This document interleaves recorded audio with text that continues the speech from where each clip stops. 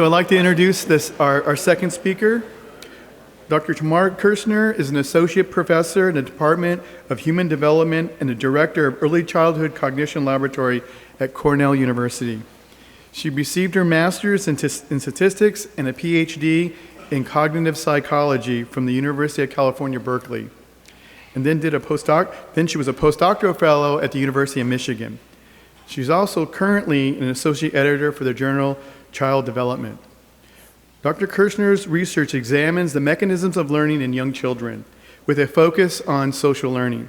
Her previous work has addressed how children use statistical evidence to learn new causal relations, how new evidence interacts with children's prior causal beliefs, and how causal learning is influenced by children's developing social knowledge and also their own experience of action. She continues to explore the role of children's developing knowledge, in particular social knowledge, and its involvement in learning. A question with implications for the study of cognitive development as well as for early childhood education. Without further ado, please join me in welcoming Dr. Tamar Kushnir.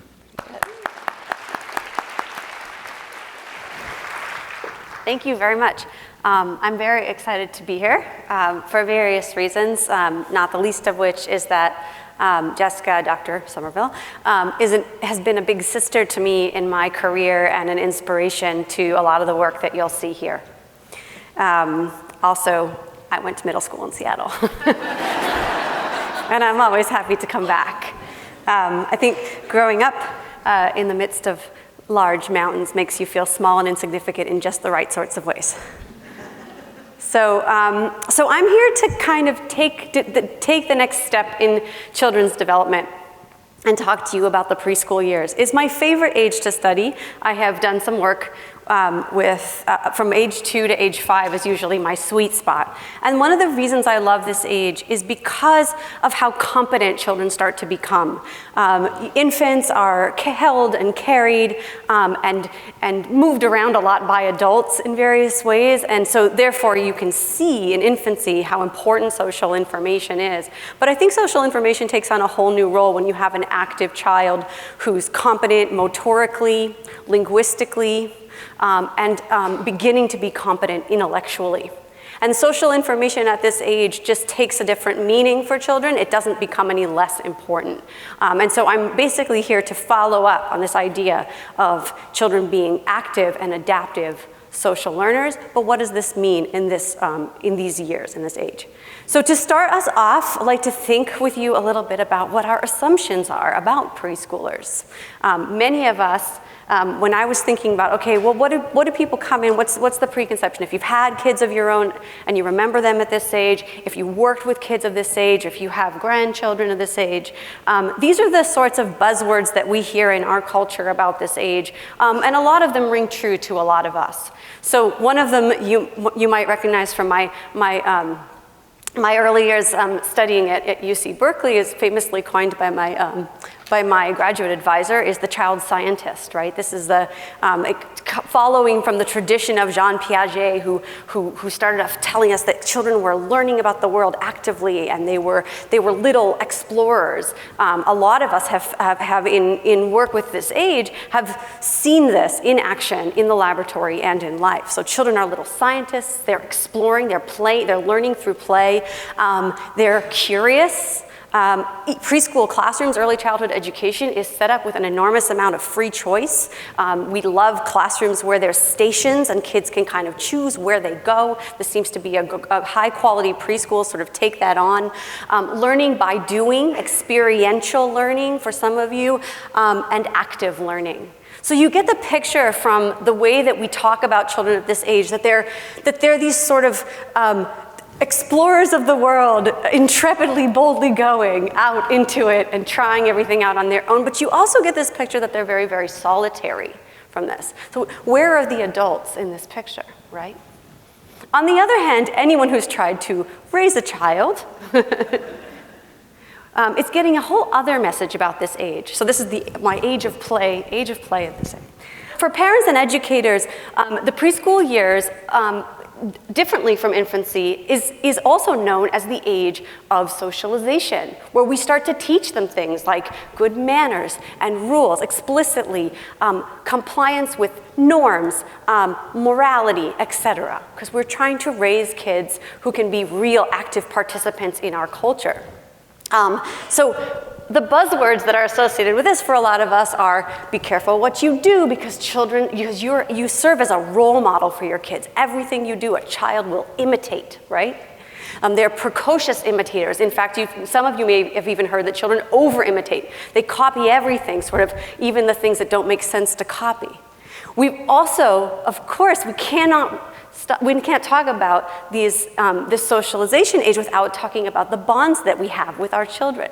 So we form those bonds when they're infants, and the love and the nurturance that we give them is a part of what makes them good humans and good learners. Scaffolding, if you're an educator, right? It's important to help children with things and to sort of guide them in areas where they're not competent yet until they finally become competent. Setting a good example, and of course, culture.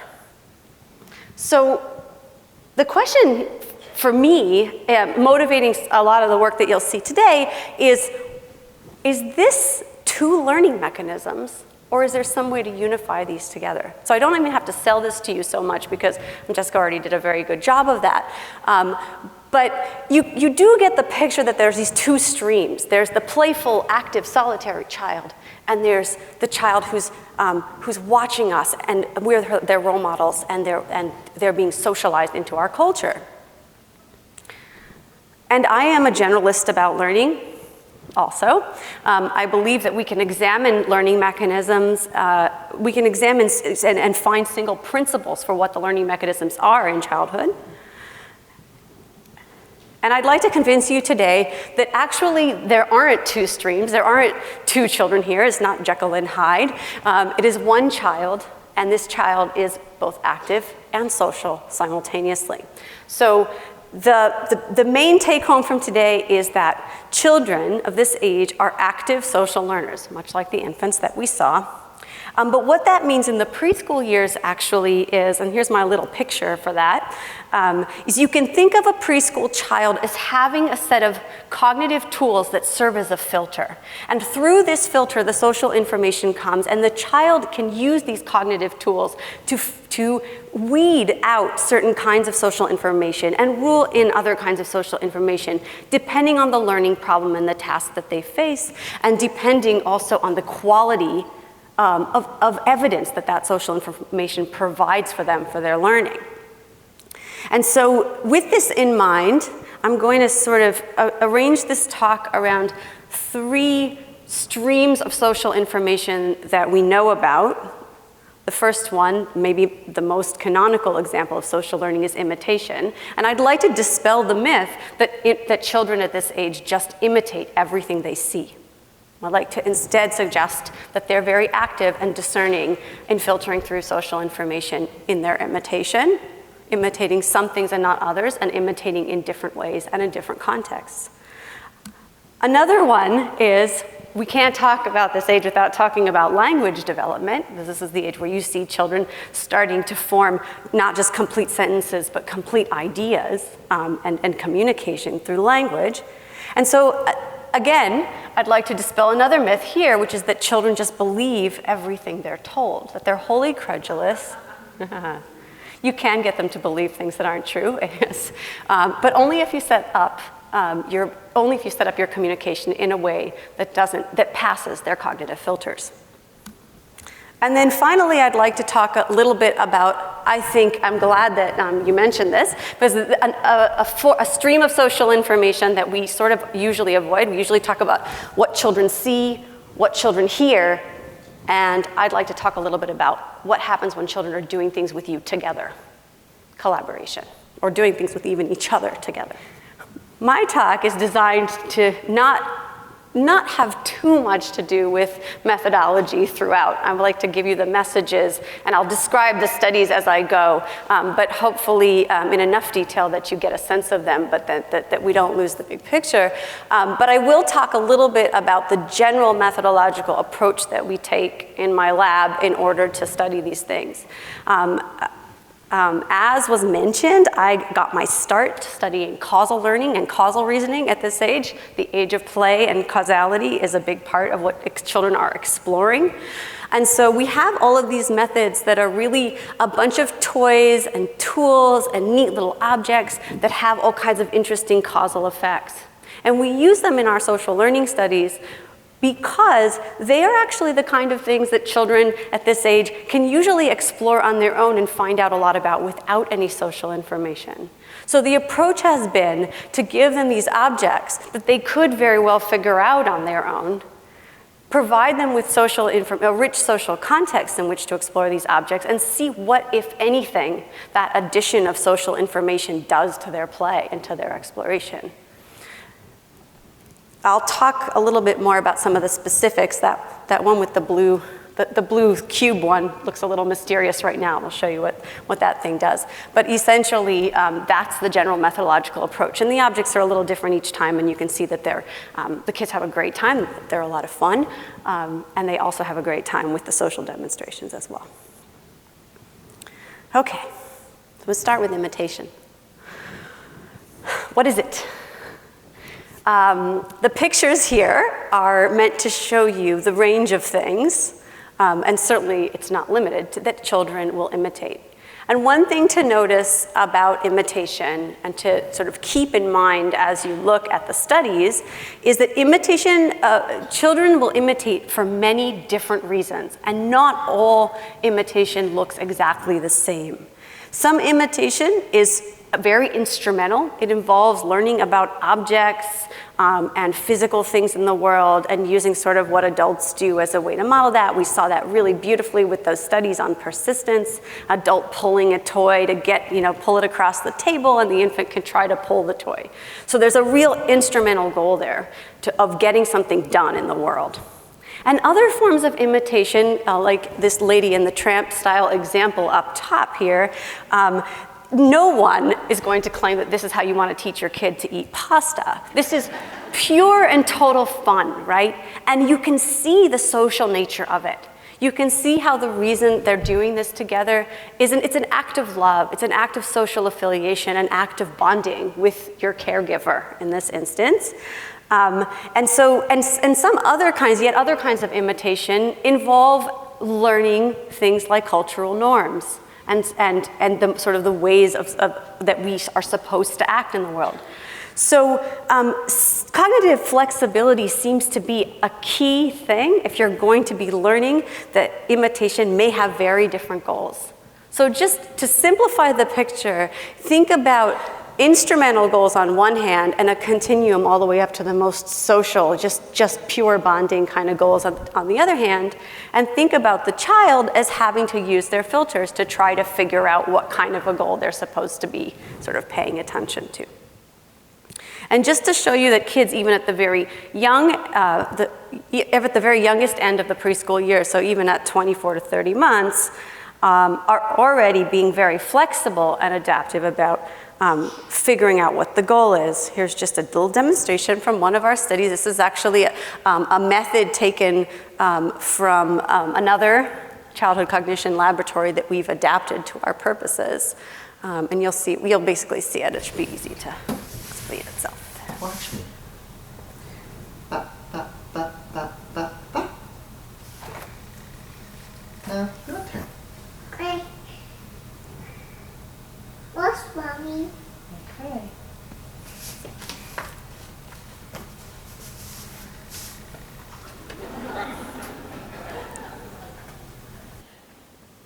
Okay, so you can see that he did two things. He did this little bop, bop, bop, bop thing, and then he put the little mouse inside the house. And she actually totally skipped over that little action part, if you noticed, and just got to the goal. So, okay, you could think that maybe it's because she'll never do these little actions, but watch what happens if he brings out a new sheet, and on this sheet there's no obvious little house to put the guy in. Okay, good job. Now we have another one. Oh.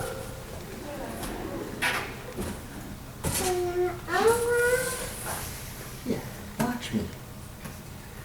Ba, So it goes to the same location, but there's no house. Okay. So in this case, when there's no obvious sort of end state goal, she imitates this whole action. So it's not that she can't do it, it's that she made a very different inference each time, depending on whether there was some sort of obvious instrumental goal. And this is the kind of flexibility I'm talking about. Here's another one where you won't hear sound. This is a little box. This one I just kind of wanted to show you the method here because I'm going to talk a little bit about it on a couple of studies. This little box has a puzzle piece inside, and you can sort of pull on this little lever to get the puzzle piece out, which he did. But as you notice, there was also kind of an extraneous action of pulling up on a door. And the door doesn't do anything. It doesn't get the puzzle piece. But this child actually did both. The demonstrator did both actions, and the child imitated both actions, both the one that led to the goal and the not obvious one. So you saw in one case a child who said, well, there's no obvious goal here. I'm just going to do your funny little bop, bop, bop, bop, bop thing. And here's another kid who says, well, there's no obvious goal to this action. Even though there is an action with an obvious goal, I'm going to imitate both actions anyway. So what's actually going on is that children, different individual children have different inferences about that sort of second task. And what we did was we took all of these tasks together, the one with the little house, the one that I just showed you, and a few others, which have some components that go to an obvious end state goal, and some actions that the demonstrator just does sort of for the heck of it, that don't seem to have any obvious end state goal. And what happens is that there's an incredible amount of individual consistency between 24 months and 42 months, between the early part, the end of this preschool years, and the end. Children are relatively consistent in how much and what rate they imitate. Some children are more likely to imitate all of the actions that you do, and other children are less likely to imitate all of the actions that you do, and they just go for whatever it is that gets them to the end state. So one of the tools that children seem to bring to this task is an individual difference in how much and to what rate they will sort of imitate all of your social goals. And on the group level, children can be a little bit manipulated into a context that makes them imitate more or imitate less, even as early as 24 months. So in this experiment, what we did was the demonstrator actually, before doing any imitation games with the child, sat down at a table with the child and played a very different game with them. So he played one of two games. So children were kind of randomly assigned to one of two conditions. In one condition, he played this game that we call Copy Me. And in Copy Me, he just said to the child, he explicitly said, do what I do, watch. And then the child would do it. And now do this. And then the child would do it. And now do this. And then the child would do it. And then he said, okay, and now let's play my imitation game. So let me bring out my toy. And that was the toy that you saw in the second video. Another group of children, he brought out a puzzle. And he said, now let's play this game. So he's also interacting with them socially, but now the goal is very different. We're going to build the puzzle. Oh, look, I'm going to put a piece in. Now it's your turn. You put a piece in. Now I'm going to put a piece in. Now you're going to put a piece in. The idea was whether we could set up, the first context says, I want you to copy everything I do. And the second context is, I want you to meet objectives with me, to meet goals with me. And then we gave the kids this very simple task. Again, we actually gave them 4 trials with 4 different objects, all of which had a final end state action that would get out the toy out of the box, and all of which had a single extraneous action. And what we found was that children who initially played the Copy Me game copied every single thing that Yue, my former graduate student, did. And the children who played the Find the Piece game and put it in the puzzle only went straight for the end state. So at this age, and actually we had a baseline group of kids. If you don't play anything with them in advance and you just sit at the table and everybody sort of does their own little like crayon drawing, so you're still sitting with them at the table, he was sitting there, but he didn't interact with them, then children actually go 50-50. At this age, half the time they just do the last thing, and again, it's based on this, what we think of as kind of an individual difference between the children. So what we basically found in this study was that children by 24 months were reading context very, very closely. In fact, one last thing we were worried about was that we were just getting them to do some sort of motor mimicry that they just persisted in doing after the copy me game. And so we ran one more condition, and in that last condition, UA played copy me with the children, then he left the room, and his research assistant came in to play imitation with them. A new person, the child has no expectations about what this new person wants them to do, and sure enough, those children revert right back to the baseline. 50% of the time, they copy the goal, and the other 50% of the time, other 50% of children will just imitate everything. So this sophisticated context reading ability already at 24 months suggests that they are filtering through the social information of their own accord and trying to read the context. One of the frustrating things, though, is that by the time children are 42 months old, by the time they're 3 or 4, in a lot of studies, a lot of people who study imitation find that children just do the thing that I warned you that I've tried to convince you that they don't do, which is copy every single thing you do. We were worried about this because we thought, well, if 24-month-olds are so flexible, how come 4-year-olds are so rigid?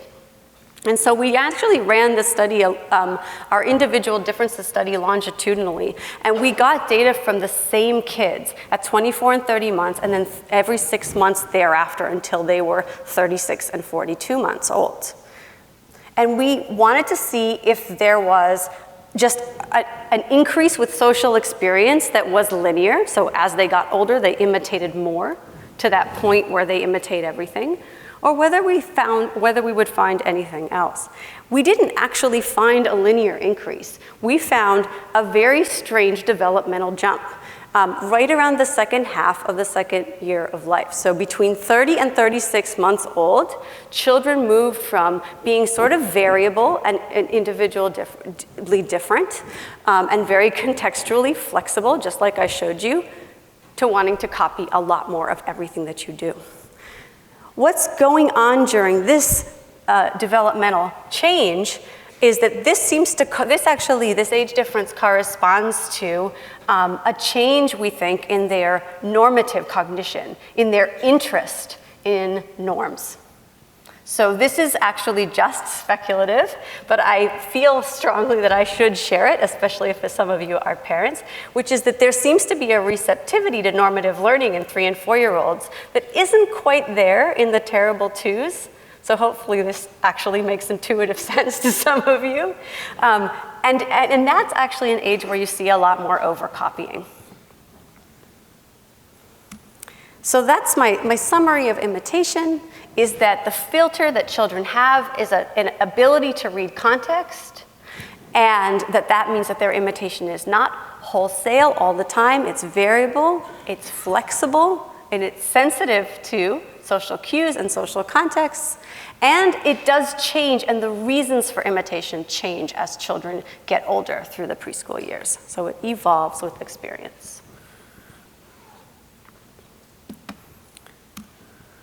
I thought as I transitioned to communication here, I would give a nod to something that some of you may be thinking, which is a lot of what I showed you in the videos, the experimenters looking straight at the children and communicating directly to them.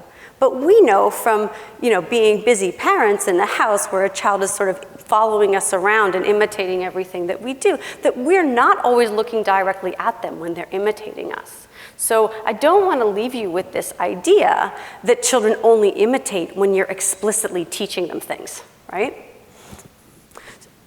I do want to add to that explicitly teaching them things it could be providing children with an additional social cue, that simply doing something on your own, looking away from a child, does not. And so we actually set up an experiment with this other little object here, and this object has 2 causal effects. there's a little crank on the top where you can turn it and get a funny little ratchety sound, and there's a little button on the bottom where you can get a light. And we had 2 demonstrators, one of which looked directly at the child and produced one of the 2 effects, sort of balanced across conditions which one it was. So we wanted to make sure that not one effect was more inherently interesting than the other or anything like that. So one of them looked at the bait. Look at this. See this? Crank, crank, crank, crank, crank. And the other experimenter looked down at the object, did not make eye contact with the child, did not speak directly to the child, and just said, wow, look at this, I like this, and just produced the other effect for themselves. Then, between these 2 demonstrations, we handed the object to the child to see if they would imitate. And they did, both actions. So this is kind of pure observational imitation, and this is imitation with the addition of a communicative cue, looking directly at the child, speaking directly to the child.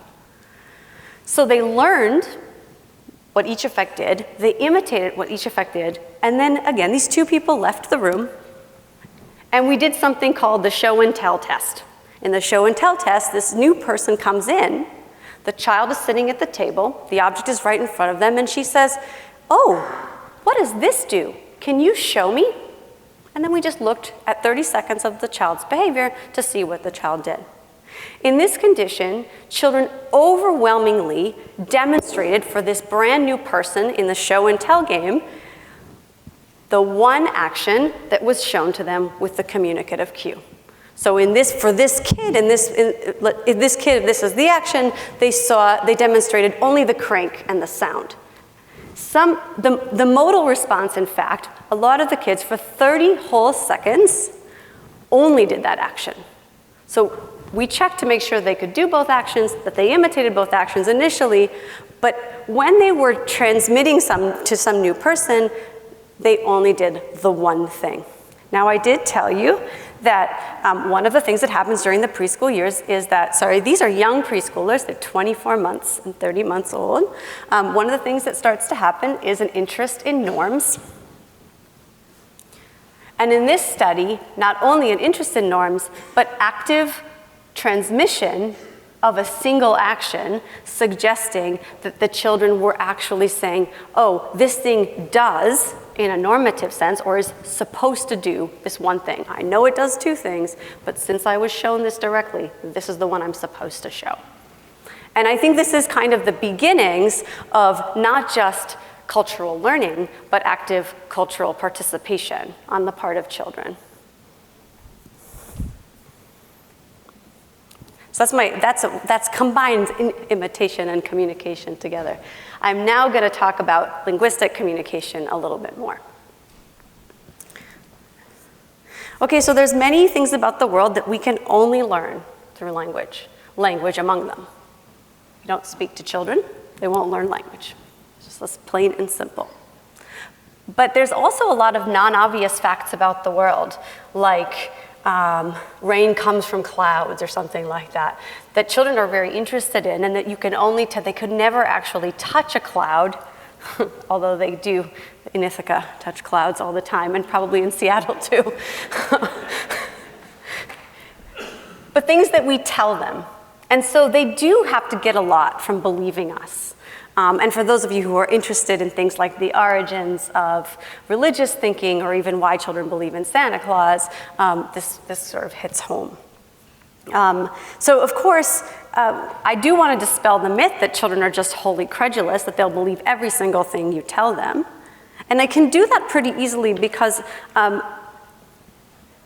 in the past decade or so of research, actually just a little bit more, there's been some really seminal work, some of which was done by my collaborator on these studies, Melissa Koenig at the University of Minnesota, showing that children are actually very attentive to who is telling them reliable things and who is giving them misinformation. And they do this by checking, again, using their knowledge, a little bit of their knowledge of the world, checking against what people say about things that are familiar to them. So the situations that we set up in the lab look something like this. The child sees a ball. One person says, that's a ball. Another person says, that's a shoe. And then later on, a new object comes out, and the new object is unfamiliar to the children, and each of these people makes a claim to know what that new object is. One of them says, I know what that is, that's a blicket. And the other one says, I know what that is, that's a dax. And the children have never heard the words blicket and dax before, and they have to figure out what it is. And so we ask the kids, what is this thing? And children will say, it's a blicket, because the person who said a ball was a ball told them so. So this is what we're calling this accuracy monitoring. Children are monitoring who's been accurate in the past, and they are able to use that information in the future when they're trying to decide who to learn from. What I want to show you today is some work that shows kind of the mechanisms behind this accuracy monitoring are actually quite deep. It isn't just that children are associating people who say the right thing and trusting them. It's more that what they're learning about that person is that that person has knowledge, that person knows things. How do we figure out that that child is not just saying, I know what that's called, I can associate, this person is getting it right, and that they're actually deeply thinking, this person knows what they're talking about. So the only way to do that is to set up a situation where both people are equally right and equally wrong, but about different things. So this is what we did. We actually used a causal object, again, it's my favorite method to use. And we showed children a toy that was broken. And we said, this toy is broken and I really need to fix it. Maybe one of my friends can help. And the first friend says to me, can you give me that screwdriver? And picks up the tool and tries to fix the toy, and then tries the toy, and the toy is, wouldn't you know, it's still broken. But she knows what a screwdriver is called. And we checked, the children kind of know this word. These are no longer 24-month-olds. They are now 3 and 4, and most of them knew what a screwdriver was. And then then my other friend might try, and that friend says, can you give me that thing? Pointing to the screwdriver. I don't know what it's called. So this person just admits a lack of knowledge about names, but guess what? She fixed the toy. And what we found was that children actually divided these two people into two categories based on their expertise. Later on, we asked the children, I've got another object here. I don't know what it's called. Who should I ask? And 3 and 4-year-old children said, you should ask the person who knew what a screwdriver was called. And then we said, I have this other broken toy, and I want to fix it. Who should I ask? And lo and behold, they deferred to the person who fixed. And lest you think that this is just because they thought one person was good at anything linguistic, we actually had the fixer and the non-fixer come up with explanations for broken toys. So we had these, we set up the same situation again, and then we had the broken toy, and we had the non-fixer says, I think this toy's out of batteries, or something like that. And the fixer says, I think the wire is loose. And we asked the kid, which is it? Is it out of batteries, or is the wire loose? And the child said, the wire's loose because it was the guy who fixed things who told me so. So this is actually much more than just an association. This is children really inferring that different people know different things. And that's the first hint that we got, that children have a very deep ability to understand something like knowledge and to use that in their learning. Another one that I really like, and I won't spend too much time on because I don't actually know how I'm doing on time, is that this has implications for ignorance. A lot of us are not very knowledgeable about mechanical things, or not very knowledgeable about the weather phenomena around us or whatever it is, and we worry, a lot of parents worry that if I say, I don't know to my preschool child, what are they gonna think? They see this data and they think, oh no, now they're never gonna trust me. We actually checked this in the lab, and we found that ignorance does not count against you the same way that inaccuracy, the same way that calling a ball a shoe does. That it's okay to admit what you don't know to a child of this age, because again, knowledge is something that different people know different things, means that you're allowed to be ignorant about some things and you can still be trustworthy in others. Some of you may have heard the term theory of mind, and I've been sort of hinting around it and not really talking about it. But this is the idea that we know that other people have minds, that other people have beliefs, desires, intentions, goals, emotional experiences, and that we can take the perspective of another person. Around age 3 or 4, children start to be able to really do this kind of perspective taking in earnest, although the precursors of it come in much earlier. And what I've tried to show you here is this deep understanding of who to trust, who knows what, comes out of this particular cognitive tool. So the theory of mind that children are developing is useful for taking perspective. It's also very useful for learning through communication. Okay, so one final little category, and I don't know if I can do this in 10 minutes, but I'd like to show you the real world, at least the real world of a preschool classroom in a Western society. And in the real world, things don't look like they do in the lab. Uh-oh, I think it's overflowing. Children are doing a lot of things. What I want you to sort of look at here is how much of what they're doing is social and how much of what they're doing is just sort of solitary play. There you go. Okay. This is what I think collaboration really looks like. These children are not completely solitary, right? They may be doing different things, but they're checking with each other. You saw a little bit of imitation, one child looking at the other, doing a little peer imitation. Peter, do you need a chair? Or are you doing okay? Every once in a while, one of the children will go over and get some help from the teacher. So in the real world, this stuff is happening in real time. There's a dynamic process that's going on, sometimes on your own, sometimes with other people, sometimes looking at your peers and imitating them, sometimes checking with a helpful or knowledgeable adult.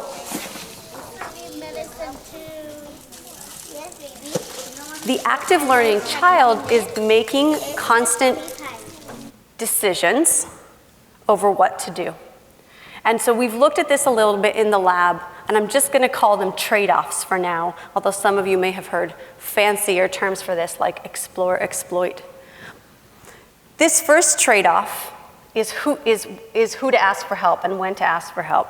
We showed children, again, you might think in the socialization age that anytime an adult is available, I'm going to get that adult to help me. I think you've already seen some data showing that even in infancy, that's not the case. But in the preschool years, an adult is available. Do they always ask for help, or do they sometimes try it alone? And if they do try it alone versus ask for help, what is motivating them to do one or the other? So we gave children some puzzles to solve using pictorial instructions. So they were building from these little things. It's like a little Lego building set in a way. And the pictorial instructions were, there was one piece, and then the next picture had 2 pieces on it. So they attached that, and the next picture had 3 pieces on it, et cetera, et cetera. These puzzles are quite complex. And some of the instructions, some of the steps were harder than others, and the way we figured that out was by giving them to groups of children before the experiment and just seeing which steps children, in general, a group of children could solve on their own versus which steps they were struggling with. So we rated the tasks on the step difficulty, and we also gave the children an assessment before they started the experiment to see if they were good at building simple puzzles like this on their own. So children were either skilled or less skilled at this kind of task, depending on kinds of experiences they've had, and the steps were either easy or difficult. And then we gave them the hard puzzles, these 10-step puzzles to do, put an adult in the room and said, go ahead and build this one, and I'm here if you need me to help. And the adult just sat there.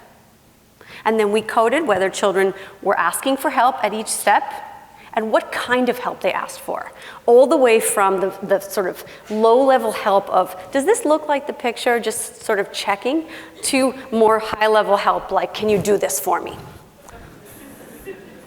And what we found is, so this is actually my only graph, I think. What we found is that if you look at the children, this is just, we did this, analyses are continuous, but I'm showing you the graph in a discrete way so it's simple to see, that what you see is that the less competent children who are pictured in blue ask for help more than the more competent children. So this is as assessed by sort of a pre-test puzzle. The very competent children in green at the bottom don't ask for help very much, but all children ask for help more when the steps get more difficult. And not just do they ask for help more, they also ask for higher levels of help. That's another result that we have. So essentially children are making this trade-off. And they're making the trade-off, and gender didn't correlate with anything, and actually age in months across the preschool years didn't correlate with anything, and any of a number of other demographic variables. The only predictors that we had was whether the child was skilled, or how skilled they were, and how hard the step of the puzzle was. And it's not that children report this, so they don't explicitly know. If you ask them, in the end, even the ones that failed to solve the puzzle, you say, did you do a good job? And they say, oh yeah, I did great. I did it. Right?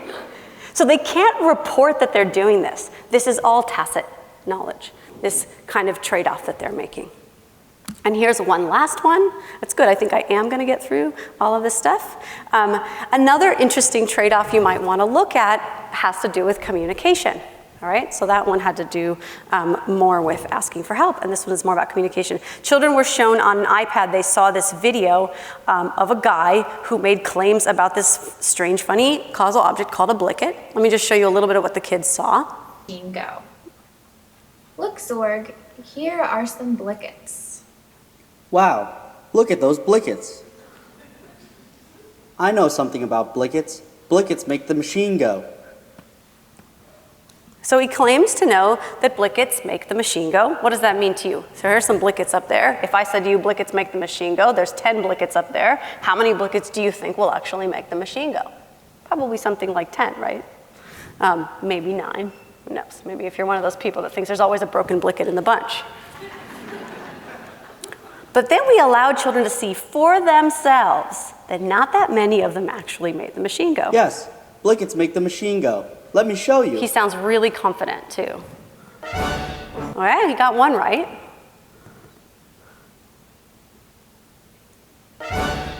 Another one.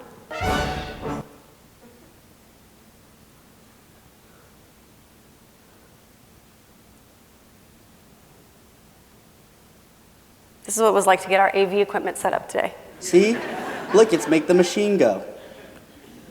And he says, see, blickets make the machine go. So not only did he claim to know, but then the child could see very clearly that he's a little off.